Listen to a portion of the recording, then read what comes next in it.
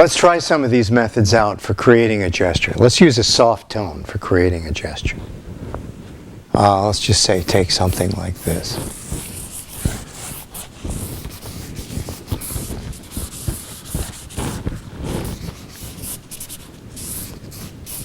For instance, notice that the whole thing can be created without a complete commitment by working with a light tone.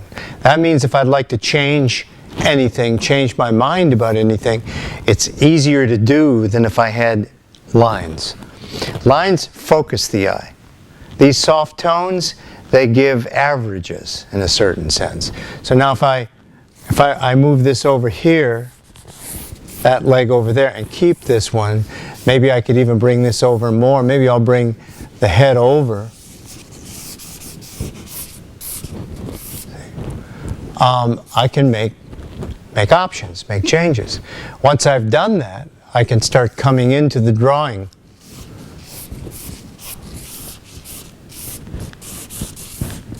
and building the drawing. Right? Okay. So, at a certain point, I might want to commit. So,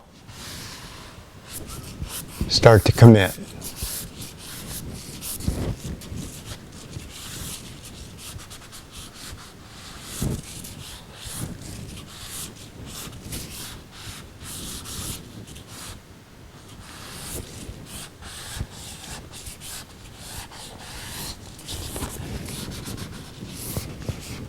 Let's get the head this way.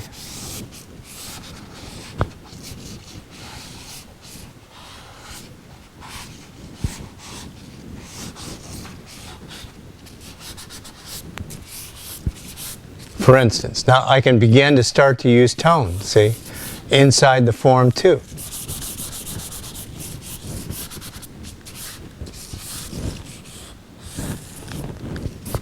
Let's bring this arm back. Let's just say this arm is shoving back in this direction, conceptually, all right?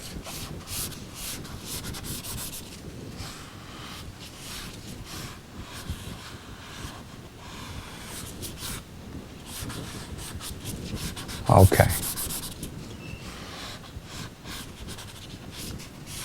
For instance, okay. So there's an example of working with tone that describes surfaces. For instance, from here to here, feels round and goes over the edge. Feel this broadside from here to here. This goes around and goes over this edge, over to here, and so on. So we're getting a variety of possibilities. We started with a soft tone. Then we came in with hard lines. The whole thing was done with my pencil relatively flat. All right. I can continue. Depends on what I want to bring out.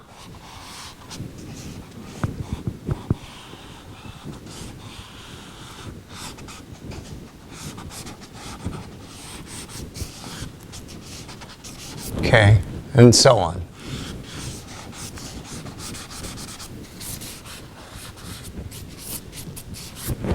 That's a relatively rough approach to this, but one can bring a lot of finesse into the drawing process itself and refine what we're looking at. Pull, pull, pull. So we're determining that there's an overhead light source. We're coming down and saying the light's hitting in these surfaces. There's the core shadow and the reflected light, maybe a little cast shadow here, and so on throughout the forms. But notice that we can get to what we want to accomplish relatively quickly by using this method. But just in closing, so we've talked about how to sharpen a pencil so that it becomes an economical, useful tool for the description of form, using both line and tone. My suggestion is that you review this process, that you learn this process. In the beginning, it will probably be as difficult as learning how to eat with utensils you're not accustomed to. For instance, if you eat with a knife and fork, you might have difficulty eating with chopsticks. But in time, you're able to use them, and it becomes a tool that is in many cases, more useful than the tools you had been accustomed to before. In the next segment, I'd like to take the conversation a little bit further by doing a comprehensive drawing using this method. What did I say?